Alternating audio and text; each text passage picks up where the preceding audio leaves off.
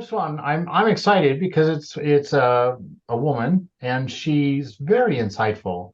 She's a Pakistani American artist, Anila Qayyum, and she uses light to cast shadow to transform this particular installation that we're looking at. We look at some of her other art as well, her craft slash fine art that she's producing, and I really enjoyed her because of the way she speaks about women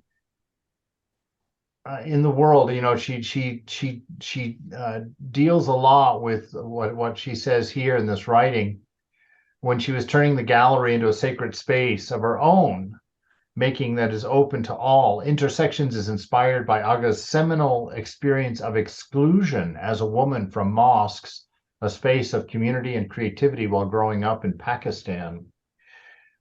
So she's taking that exclusion from religion, which is a very powerful driving force, actually, in a lot of people's spirituality. You know, I know in the gay community, they experience the same kind of pushing out. You know, not welcome here in this space.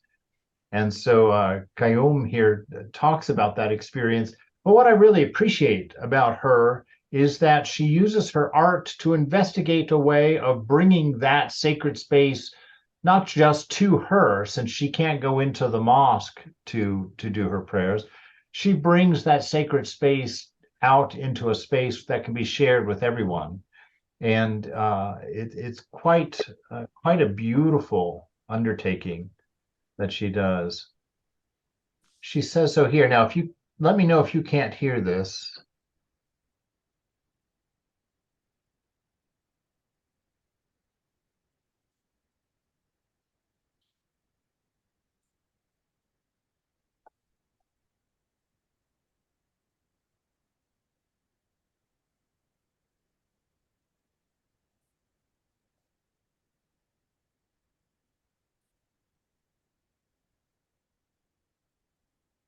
In the whole time that I've lived in Pakistan, I may have gone inside a mosque maybe 5 times, and it may have been only because of tourism. So I've never actually gone inside a mosque to pray.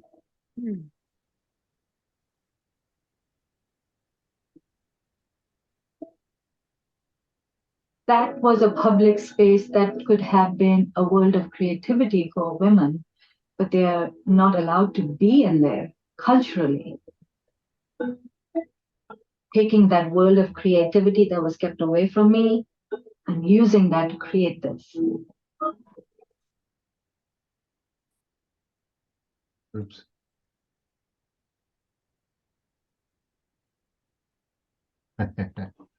All right, there we go. So you see that space that I want to just make sure I'm in the right place. Just a moment, sorry.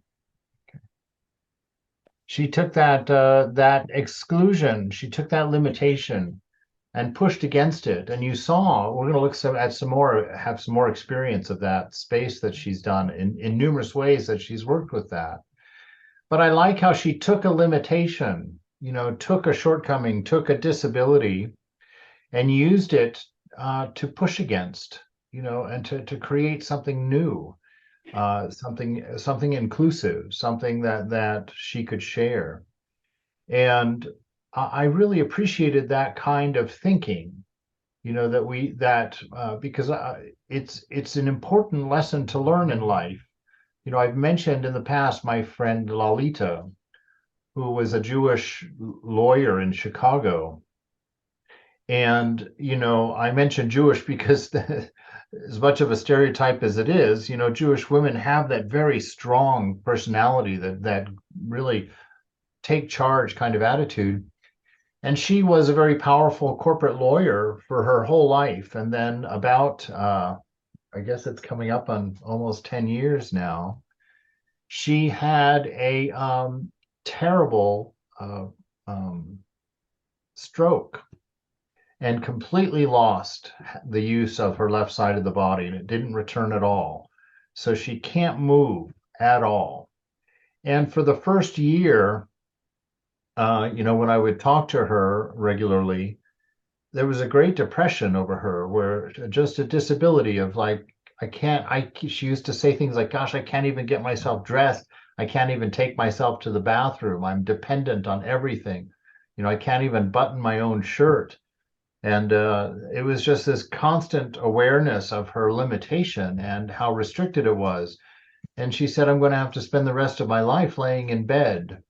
And, she was trying to deal with that. And it was very difficult. In talking with her those times, I really could only listen because what could I say? What can be said to that? It's just a very difficult thing to deal with. And about a year into it, she called me one day, and as soon as I picked up the phone and heard her voice, I knew something was different for her. And we got to talking, and she said to me, I realized that I'm not broken. She said, I realized it just occurred to me as I laid here contemplating my situation that I'm still the same person contemplating the situation, that the me that's me is still the same as it's always been, but my body is completely debilitated. And she said, I just made a decision at that point that I would use whatever is left of my body to manifest me, just like I always have, to express me in the world. And so she said, I started having them come and get me up in the morning and dress me and shower me up and put me in my wheelchair. And I wheel down the corridor and I go to the library and I've started memorizing jokes. And now I take my automatic wheelchair and I ride from room to room every day and share the jokes that I've memorized. And she said, that's now my job. That's what I do to express myself and to be encouraging and to reach out and to help the other people in the home here in the rehab center. And so I see that spirit manifested here in this woman in Kayum.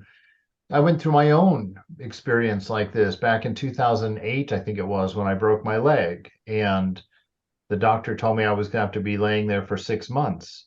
And so after laying in the front room of the monastery for 2 weeks with no TV, no radio, no visitors, on pain meds, which kept me from really being able to focus and read.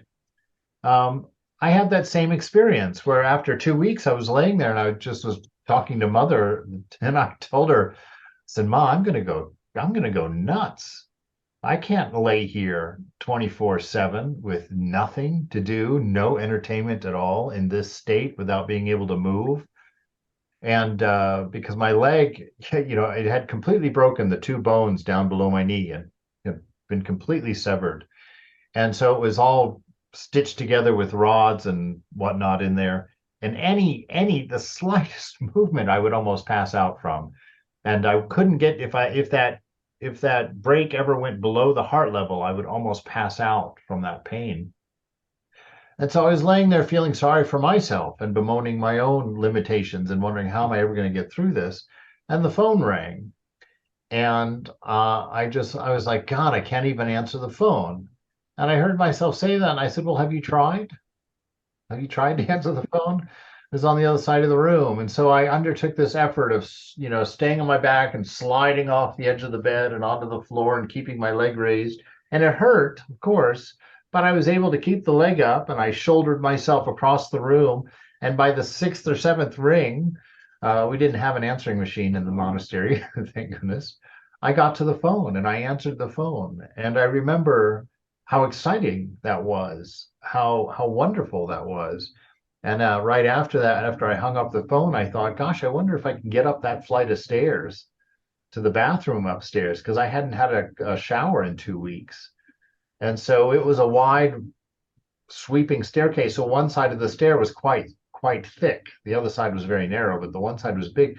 So I went and shouldered my way all the way up there and managed that. And I learned this lesson that Kayum is sharing here for my own life, for my own experience, that limitations are meant to be creative boundaries for you to push against in your life to express your nature, to express who you are and what you are. And so whatever comes your way, take that limitation and hold it up and think, how can I transcend this? Instead of seeing it as a limitation, turn a limitation into a tool And this little slide here takes it a step further. And this is because in Islam, they're not allowed to do any art or any representational art of a human form. And so they have taken to geometries and patterns and shapes as their artistic expression. So you see here it says geometric designs are also popular because they followed Islamic aniconism, which means that they can't use any direct images of a form of God or a form of man or woman. So they limited focus on figural objects, and their complexities allowed for spiritual contemplation. At the same time, these ongoing looping and scrolling shapes reflected God's infinite creations and reflected a sense of divine oneness or unity. And you see here in just this example diagram, just from using circles and dissecting circles, they've created all of these different geometric forms in repeating patterns that they've woven together. And of course, you saw in that first few moments of that video how she has taken those forms and put them with light and created, the shadows on the walls. But this wonderful idea of the circle, which of course we run into in Buddhism as the sign of enlightenment, and here we're seeing it used in Islam as a sign of divine unity, divine oneness. And we're also seeing it used as the source of multiplicity, of repeating design. And so how and later on, and actually in another writing, she talks about these geometric patterns repeat and are found extensively in nature. And so for using these ideas to bring the mind to God, to bring the mind into this expansive state of just considering the nature of things and looking at a pattern like this and learning all that can be learned just from watching or staring at a pattern like that and contemplating what is created with just a circle, being taken apart. So here's a still of her installation. She goes and collects these patterns in photographs, and then she takes them and kind of makes them her own and cuts them out of large sheets of wood. This one is 6.5 feet on a side. And then she puts a giant light inside, a 300, I think she said her light is 600 watts that she puts in the middle of it. So it casts very hard shadows around the room. And when you think of that, look what she's done. That whole room is really just white walls. There's nothing in there, just her square hanging in the middle of the room. And inside that square is a great light. And when I looked at that, I just immediately saw the body. I saw you and me, and within us is this divine light, this divine brightness, this Atman, which animates our body, sets our mind on fire, and allows us to reflect it off of the world around us to see it. And the power of that light changes the entire atmosphere of a room.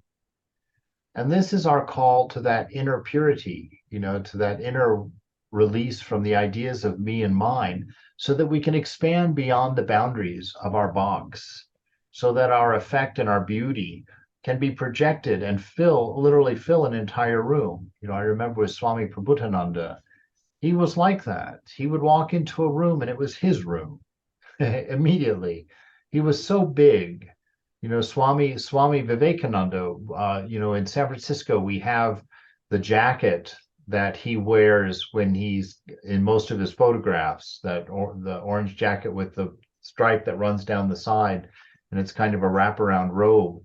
I got to touch that. Actually, it was there in the vault, and I picked it up and I actually tried to put it on. And I realized how tiny Swami Vivekananda was. I mean, significantly smaller. He was like 5'4" or something, they say. And yet everywhere you read about him, they talk about how large of a presence he projected, that people always assumed he was a very large man, but that he was very small. And so this is just a beautiful representation that she's got going here of that.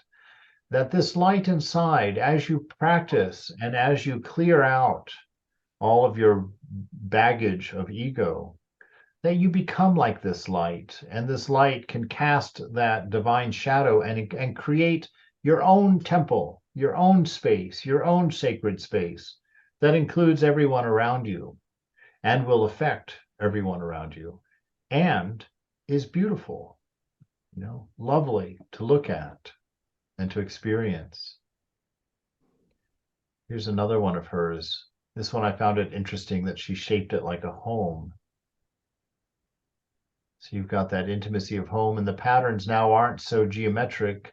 They're much more floral and natural. But again, very peaceful forms, forms that invite you in a way, that take you to that space inside, and brightly lit, casting a shadow. Does it have any effect on you when you see it? Do you experience that? I mean, I'd love to be in the room there having this conversation. Yeah, it It's is just, peaceful. It's really quite beautiful. yeah, it does have its own quality. It's Hmm. very Very much so. and interesting, the lack of color. Hmm. It's really just black and white, and yet it doesn't really feel like it lacks anything.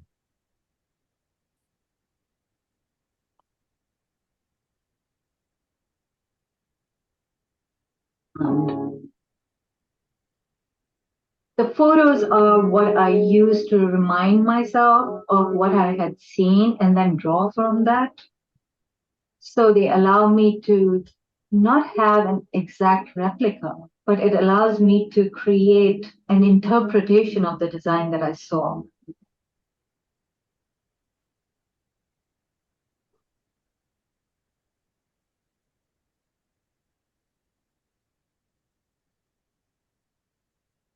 I wanted to use a really strong light that would really shine and create strong, crisp shadows. So the wattage on this bulb is about 600 watts. The Oh. object is small, but it has this big presence because of the light. So it changes the environment into this cathedral like space or a mosque like space that becomes extremely full. So it's no longer that object that's only 6.5 feet square, but it's like encompassing the entire space.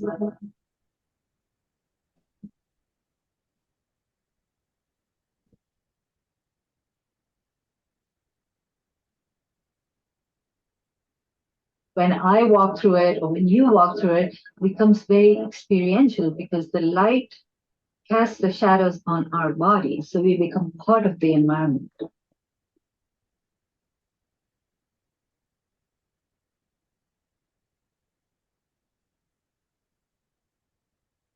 Allows everybody of every denomination, color, race, creed, sexuality to be in that space because it's a place of beauty. People are coming to see it because it is creating an environment that makes them welcome in it. That to me is very important.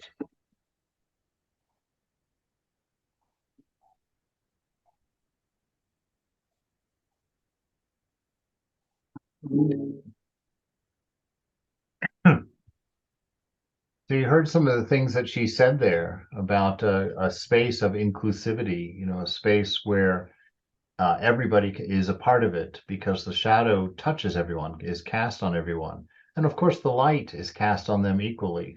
If there's shadow, there's light. So you can run with that idea as well. But I love the reason that she gives. Do you remember what she said? She says it's a place of inclusivity. People of all denominations, people of all beliefs, people of all genders, all sexualities can come here. And then she says, because, do you remember what she said? It's very odd because it's not a reason you would normally think. She said, because it's a space of beauty. I really loved that she equated a space, that the reason that this space allows everyone is because it's a space of beauty. Mhm. Mhm. And I really sat with that for a while when she said that. I really sat with that, and it made me kind of teary-eyed to think about it in a way, because that is naturally the divine. Beauty and God are Mhm. synonyms.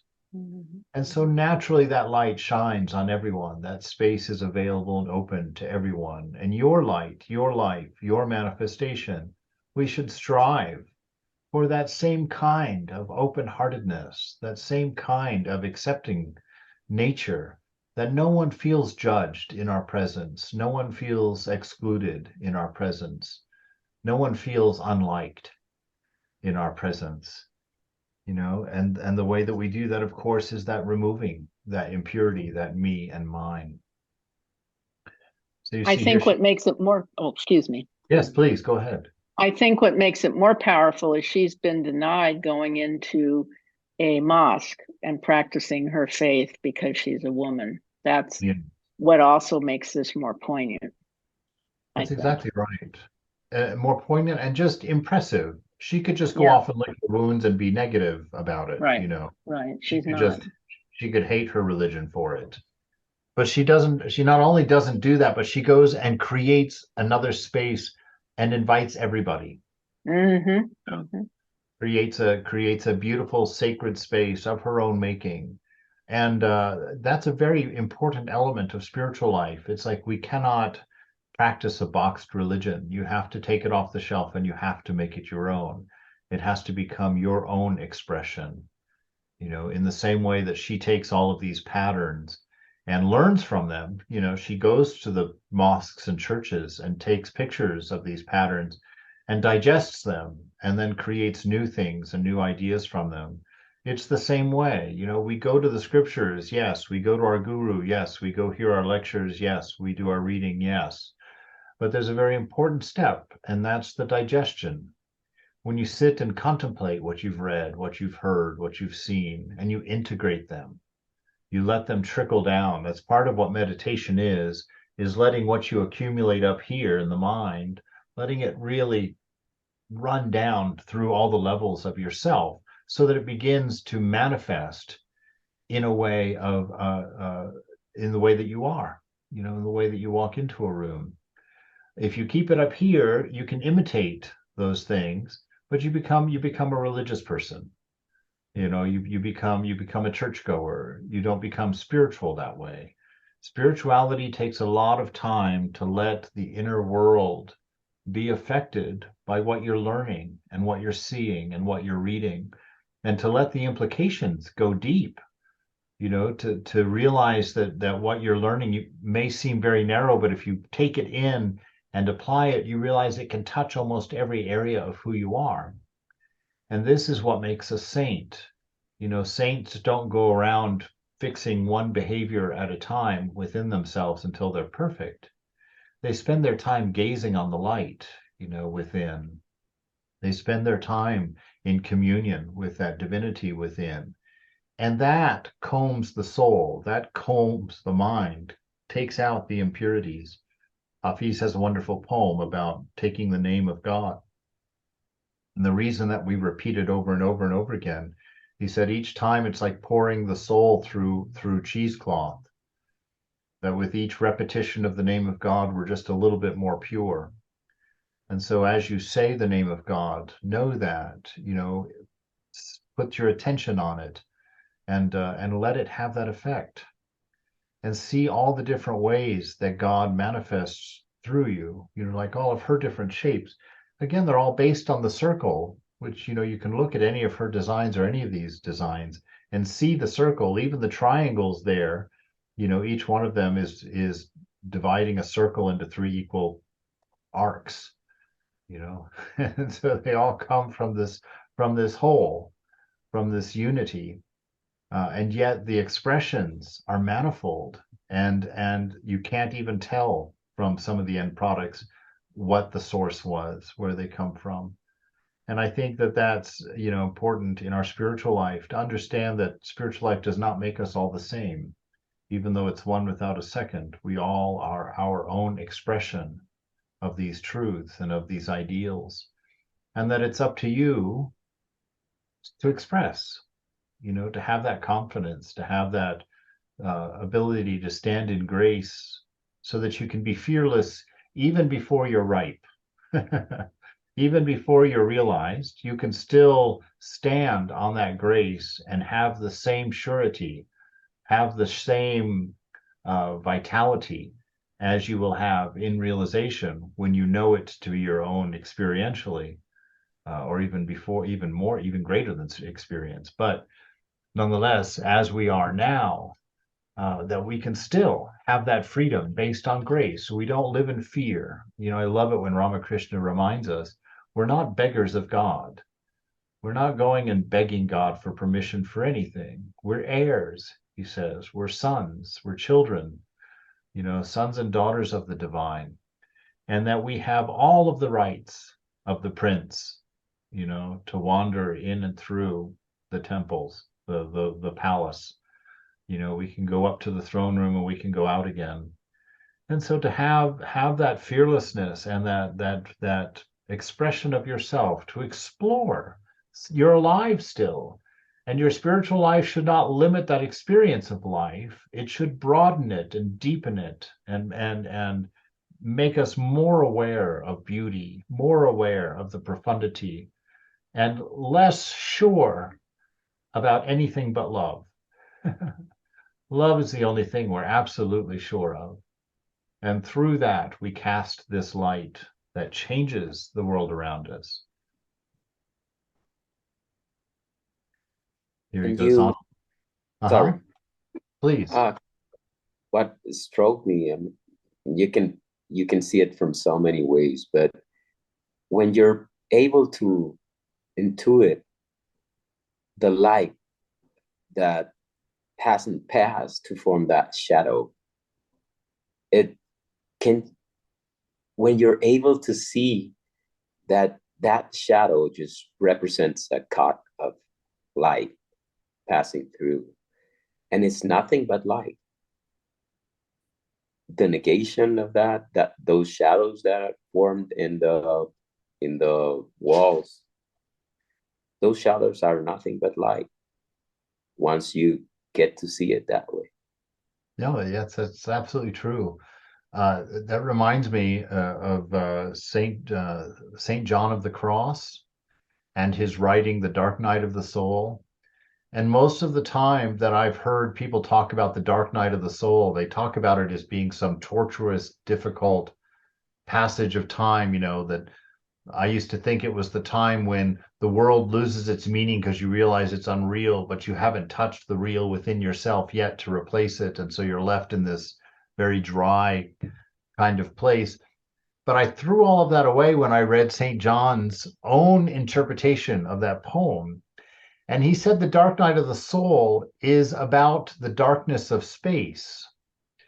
He says space is illuminated by billions of suns. There is so much light in space, but there's no resistance, so you can't see it. It's passing through everything, and it looks like darkness, but it is in fact, bright and pregnant with light. And he said that is the human condition, that when this divine light, the light of a billion suns, is manifest in us, if we can remove the ego, remove any resistance to that light passing through, then it passes through us. It doesn't get refracted, it doesn't get changed, it doesn't get warped or conditioned. It's set free. And so that idea of that dark being light, like you said, is absolute. If those shadows would be absolutely black if there was no light, but they're very gentle shadows because there is still some diffused light there. But yeah, and even then it's the light that allows us to see the shadow. Without the light we wouldn't see the shadow. So it really does point at ourself, at that inner self. So this is where she was talking about the idea of the circle. She said the circle symbolizes unity and diversity in nature, and many Islamic patterns are drawn starting with the circle. For example, the decoration of the 15th century mosque in Yazd, Persia, is based on a circle divided into 6 by 6 circles drawn around it, all touching at its center, and each touching its 2 neighbors' centers to form a regular hexagon. On this basis is constructed a 6-pointed star surrounded by 6 smaller irregular hexagons to form a tessellating star pattern. So you can see all of that there. And this to me is a great example of how contemplation works. You know, when you sit and you take a simple truth, you know, I often, the one I have the most problem with is you're not the doer. You know, that the ultimate realization is that we don't do anything. But yet we have such a strong notion of doership. And so what you do is you just take that idea, I'm not the doer, and you watch yourself do something. And you start contemplating that the watching, you start tempering it by reminding yourself, even as you're doing it, you know, even if you sit there and just look at your finger and just see your finger going up and down like that, and do that with the knowledge of, I'm not the doer. And you can start watching yourself and you become more and more aware of how true it is. Because you're watching that finger move, what are you actually doing to move that finger? You as the self, what are you actually doing? Do you even know how to move that finger? Could you tell me how that finger moves? Could you tell me what process is happening in your body in order to move that finger? And yet there it is, moving easily up and down. And yet you have no idea how that happens or how to make it happen or what you did to get it to go. All you did was think and it moved. And so how can we take credit for that? That's so much of our life is like that. And so the way that, you know, you simply take a circle and you just take that form and you just begin expanding it, begin playing with it, begin multiplying it, begin looking at it from this angle and that angle, and drawing it apart. This is how we grow in spiritual life. This is how we say the name of God inside. You know, this is how we meditate. We take these simple teachings, and the simpler the better, and we just stare at them, we multiply them, we apply them, we ask questions about them, we look at them from this angle and that angle. You know, we look at all the arguments against it. Why could this not be true? And how is this true, even though it doesn't seem true? What are the ways that it seems not true? That's how we grow. We play with this idea, and we spend time in contemplation with these things, and we grow, and we purify, and we begin to express beautiful forms, beautiful patterns, beautiful ways of being. We let that light out in the name of God in so many ways. You know, look at the number of different ways that people have been saints. You know, you've got Sri Nisargadatta, who made cigarettes in a little bungalow in downtown Bombay, Calcutta. You have Ramana Maharshi, who just sat silently, taught in silence. You've got Ramakrishna, who danced in the joy of mother and you know, walked around in constant communion with God as the mother. You've got Jesus in just absolute surrender to his Father, you know, living his life and healing people and feeding people and teaching love everywhere he went. So you've got all of these different ways of manifesting the same light. And I think the realized soul actually sees every one of us as being one of these patterns. They see God within each one of us. And even as we are, we consider ourselves imperfect. We consider ourselves broken or not whole or not integrated, which is why we do our practice. We consider ourselves unenlightened. But to a realized soul, I don't think they see such a thing. They know your enlightenment. And they see your story. They see your story as being purely motivated by love. You've confused it for many things, no doubt, but they see all the expression, every movement that you make, they see and witness the love that's making it happen. You know, they've got their eye on that light that's within you.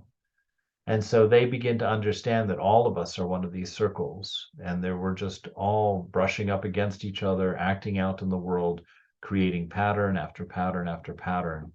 But all of them are beauty, and all of them inclusive, all of them open.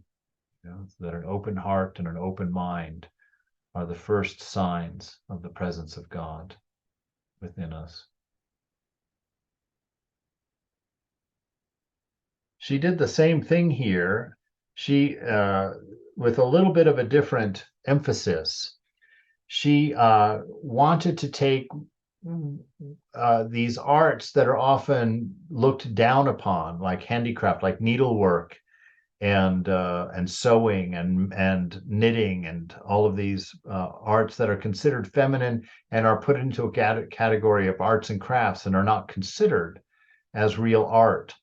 So she decided to start repeating these patterns and creating these same forms through needlepoint.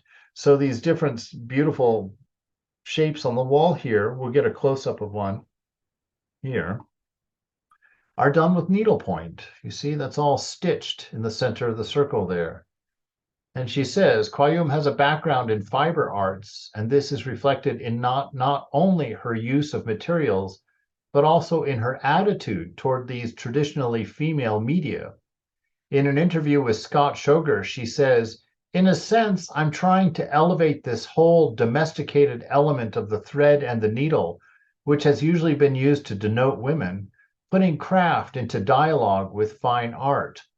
By elevating the media, she also wants to elevate women and their contributions. This to me, of course, this is a white man sitting and talking about women's issues is always a dangerous scenario.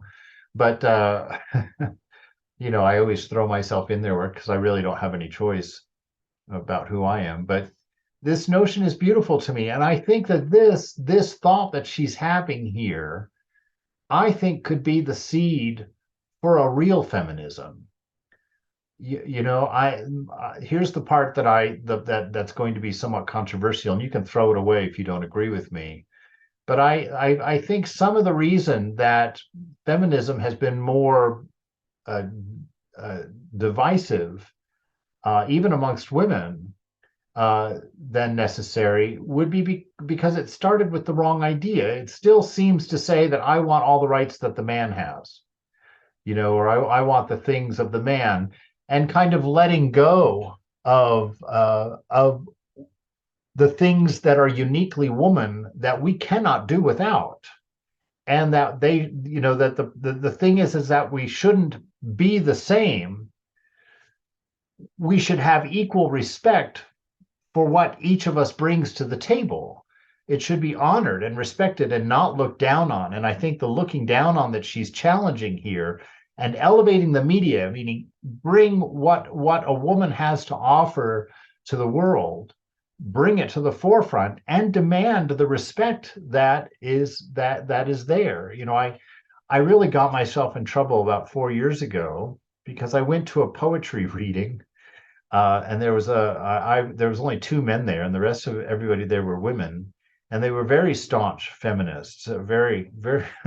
I found out they were very staunch feminists because they had read this beautiful poem, and it really reminded me about the tenderness of women. And I said, when it was my turn to kind of talk about the poem, I talked about what a profound experience it must be for a woman to have a body that is so obviously there for nurturing.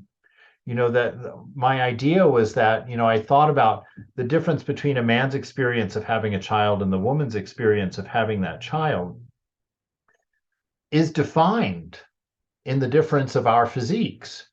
That a woman, that child is a part of her. That child is carried in her body for a long time. And then the pain of giving birth to that child, and then having the body that nurtures that child, that holds that child, that feeds that child, that the body is there for all those things. When I brought, I thought that I was being very complimentary when I was talking about those things. But I found out that there was a very deep resentment toward, for these women in this room anyway, in that room, for being limited to being nurturing and being the supportive, and being looked on with the expectation of doing that work without the appreciation and without the respect of it. And that's when I saw that problem for the first time. But I still stick to my guns in that I think that nurturing aspect of women, that seemingly endless patience that a mother has with a child, that connection that a woman has with a child, that a man can, I mean, me as a man, of course, I'm not married, don't have any kids, so what am I talking about? But there's no way that I could understand that. There's no way that I could ever have that experience, that I could know that bond. And that, to me, that is feminism. That needs to be brought to the forefront, just like she's doing here with her needlecraft, and that needs to be brought into the discussion and presented as fine art, as good as anything that the quote, the world of men has. And so, this respect and this bringing things to a level playing field, I think, is very important in spiritual life. And I love the way that she's doing that with this work, elevating what has been denigrated as just craft to fine art, putting it where it belongs. So you can see some close-ups of the works that we saw hanging on the wall there. And just that she's stitched and crocheted all of this. And interestingly enough, in a way, presented it in more masculine form. In some senses, the lines and geometry are quite often very masculine oriented, but she's taking it in there, presenting it. And again, she's got the repeating circles, and you can see even by the square, it's implying 4 circles intersecting with it. So that constant awareness of oneness, that constant awareness of unity, permeating through the difference, being used in order to highlight difference and pattern and shape and geometry. Just marvelous things.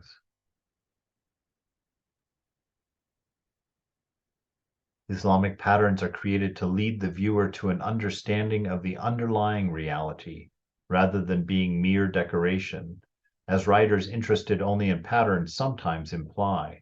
In Islamic culture, the patterns are believed to be the bridge to the spiritual realm, the instrument to purify the mind and the soul.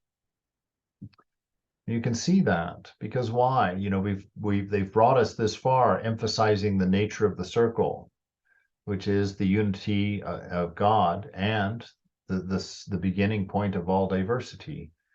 And so just by staring at these patterns, you let them play with that interchange, taking you from the circle to the triangle, to the square, to the hexagon, in all of the different ways. And then the number of ways that you can break that up and express it in other ways. And so it's teaching us how to look at the world. Find the circle of God in everything that you look at, every person that you see. See the combinations of love, wisdom, and being that is creating them in this moment, presenting them, drawing their shadow on you as you meet them or talk to them. And to be able to have that ability to see God everywhere, that's our highest ideal, is to walk around and see that circle in everything, always. And to interact with that and not so much the patterns, not so much the shapes in the world.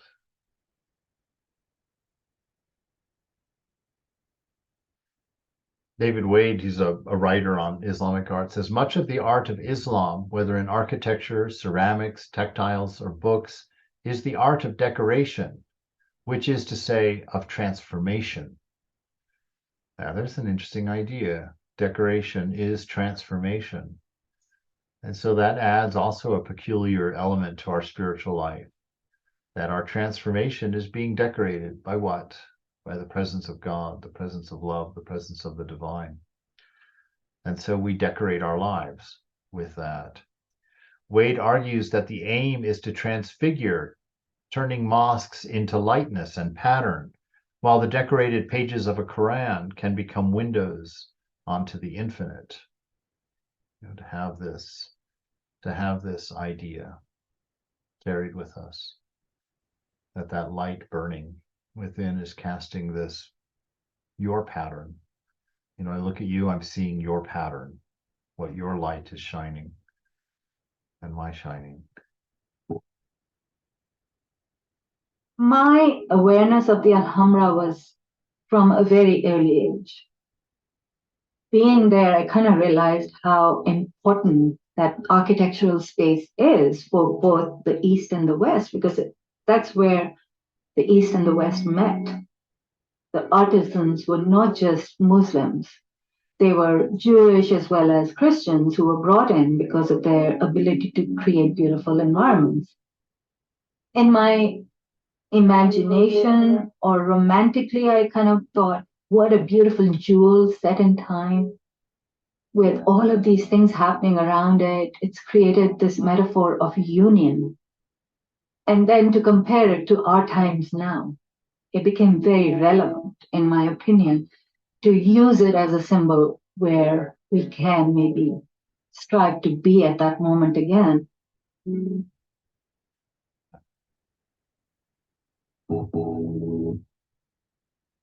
So that a beautiful idea that church / mosque in Spain there that she was in, the Alhambra.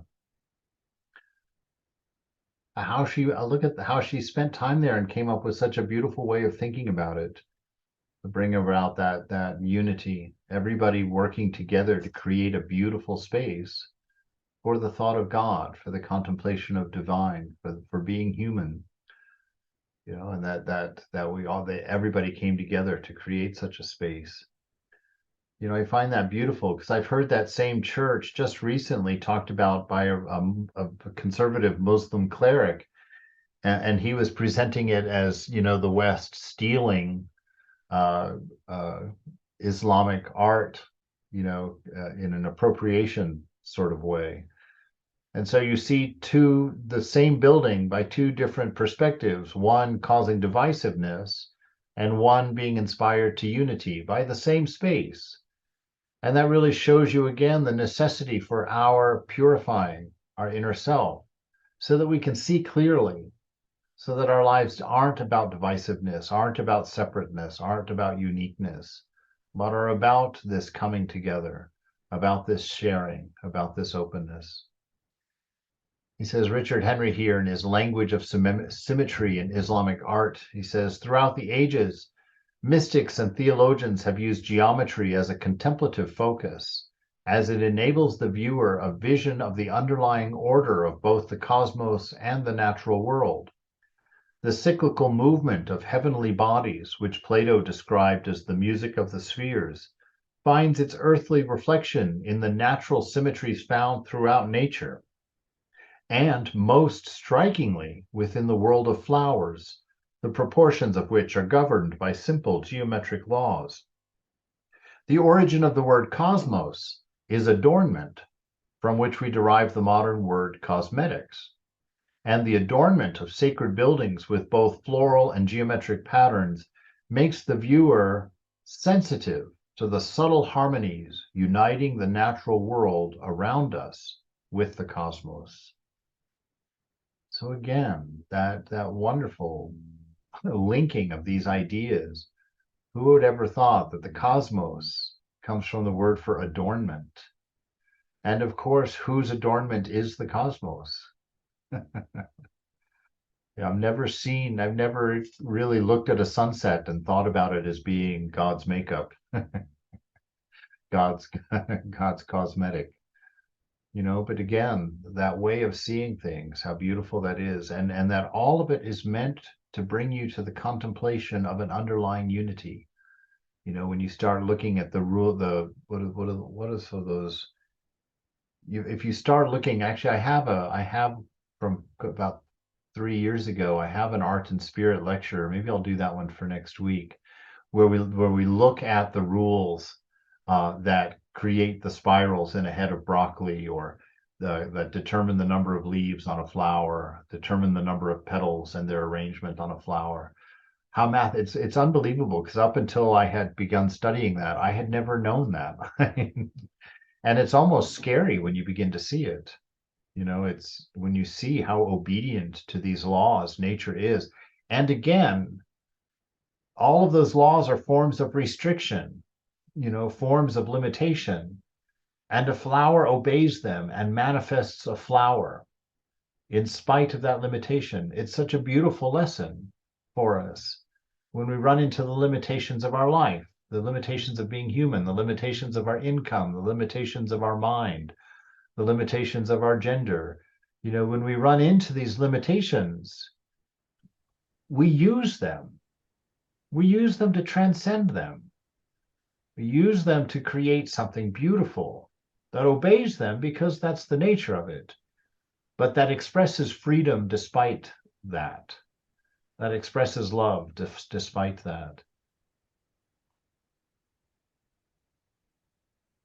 The Department of Islamic Art, the Metropolitan Museum of Art, these complex patterns seem to embody a refusal to adhere strictly to the rules of geometry. As a matter of fact, geometric ornamentation in Islamic art suggests a remarkable amount of freedom. In its repetition and complexity, it offers the possibility of infinite growth and can accommodate the incorporation of other types of ornamentation as well. So the limitation becomes the expansion, becomes the freedom. So I know this is the last slide for this section on Islamic art, and it's 5:01, so we'll stop with this.